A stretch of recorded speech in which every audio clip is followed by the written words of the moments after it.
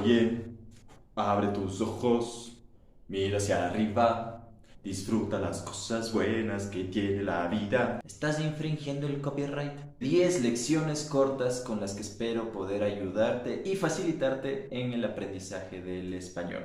Quédate ahí, quédate ahí, quédate ahí. Es la pronunciación. Es una gran ventaja. De verdad. A diferencia de cualquier otro idioma que puedas encontrar. Bueno, de los que yo he podido investigar y estudiar hasta ahora, el español cuenta con la ventaja de que, tal como está escrito, es como suena. No tiene estas complicaciones de idiomas como el inglés, donde por ejemplo la vocal A puede tener hasta 3 sonidos diferentes. Mind blowing. Fatality. La A suena A, la E suena E, la I suena I y así. La mar estaba sarana, sarana estaba la mar. Cono. Y aparte, las 22 consonantes restantes que incluyen la famosa ñ con el techito, que en el portugués sería la N junto a la H, también tienen en la mayoría de sus casos un sonido único y particular. Número 2. La acentuación. Implica solo una cosa: aprender a separar en sílabas. Si nosotros conseguimos eso, tenemos, sin mentir, el 90% de la comprensión para entender cómo dividir en sílabas estos dos amiguitos que nos puede traer pesadillas a algunos: el famoso diptongo y el famoso hiato.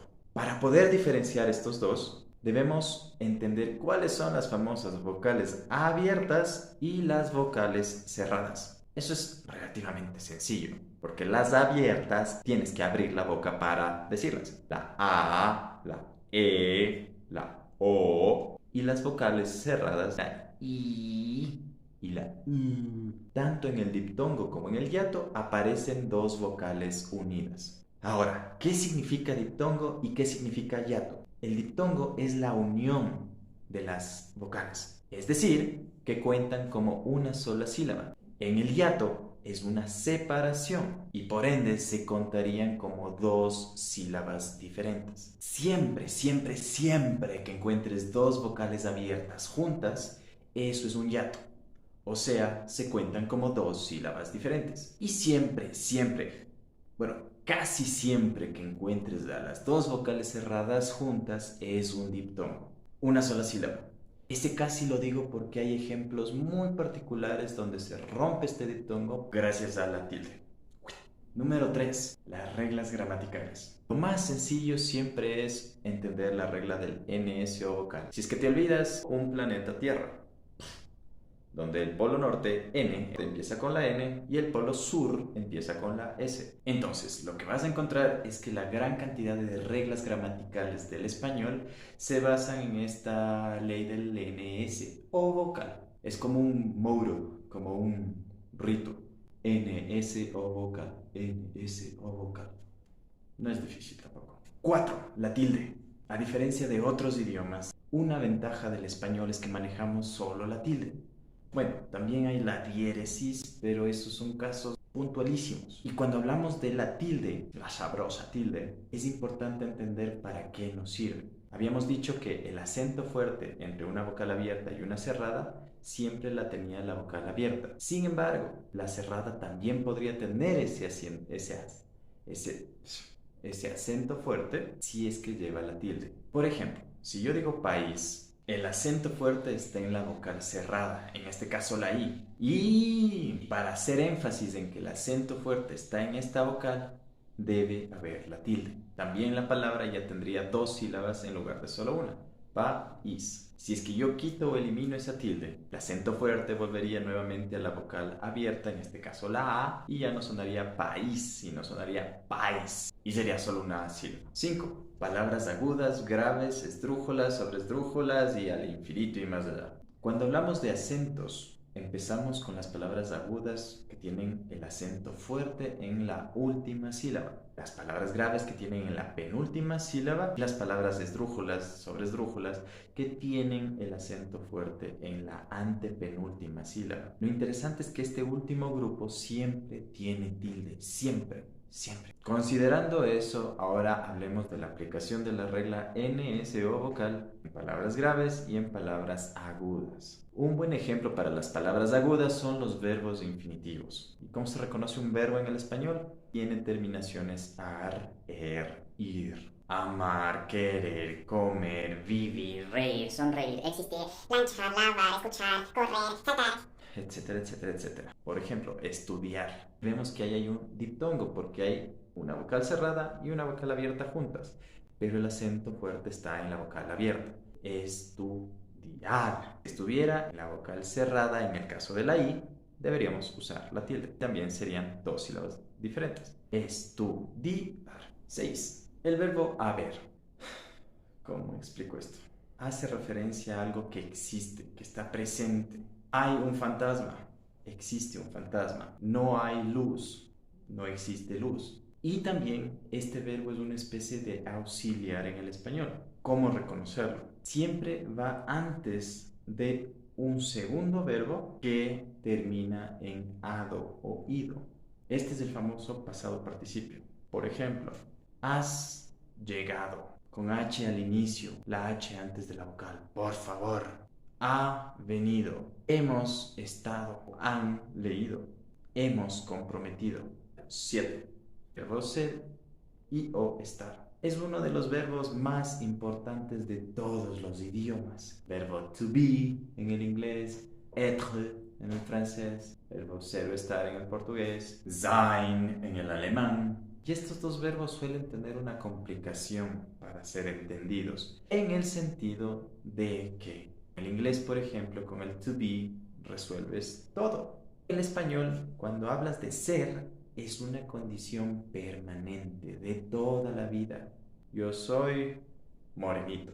Cuando uso el verbo estar, es una condición temporal. Yo estoy enfermo. Tú estás dormido. La cosa es que el verbo ser es un verbo irregular y por ende la famosa conjugación del mismo termina siendo un poco confusa, pero es solo cuestión de práctica. El verbo estar, en cambio, es regular y su conjugación es más asequible. Yo estoy, tú estás, él está, nosotros estamos, ustedes están, ellos están. 8. Las conjugaciones. En el español, esta puede ser quizás la dificultad más grande que pueden encontrar. En el alemán tienes las declamaciones o en el inglés la pronunciación. Sin embargo, gran cantidad de conjugaciones tienen una terminación que es muy similar. Y más cuando son verbos regulares. La mayor cantidad de conjugaciones son más prácticas. Y en ese caso, lo ideal es entender qué verbos son irregulares, qué verbos son regulares, hay más regulares, y empezar a hacer esas conjugaciones para entender cómo es que se parecen estas terminaciones. 9. Los infinitivos. Hay una cosa que es importantísima aquí. Si es que tu objetivo está más centrado en aprender a comunicarte en español, o sea, que te entiendan y tú entender a la otra persona, la conjugación no termina siendo un factor así de o me hablas bien o me hablas bien, o si no, no. Tú puedes incluso comunicar un montón de cosas usando solo el infinitivo. No es lo óptimo, pero es muy entendible. Por ejemplo, si yo quiero decir algo en el futuro, podría aumentar la palabra mañana o el fin de semana y con eso ya doy a entender que ese verbo es en futuro. Yo ir al parque el fin de semana. ¿Sí se entiende? Nosotros estar juntos hace 2 años. La conjugación correcta del verbo sería nosotros estamos juntos hace 2 años. Pero podríamos usar solo el infinitivo y vamos a entender. O el condicional usando un si. If en inglés. Ella jugar fútbol si no viene alguien más. Y 10. El vocabulario. Y esta es una ventaja que probablemente la tengan mucho más aquellas personas que ya hablen de por sí una lengua derivada del latín, o como se dice, una lengua romántica, como el portugués, el francés, el italiano, porque las palabras que usamos son muy, pero muy parecidas. Por eso es que también se da esta facilidad en aprender los idiomas entre lenguas primas hermanas. Por lo tanto, van a haber muchas palabras de nuestro vocabulario que se van a parecer entre sí. Y te reitero, cuando estás aprendiendo un idioma, lo más importante, al inicio al menos, es aprender a decir algo, a expresar algo y a entender a la otra persona. Un último consejo. Recuerda que lo más importante cuando estamos aprendiendo un idioma nuevo es perder el miedo. El miedo, el recelo a que les puedas decir algo y la persona te quede viendo así como...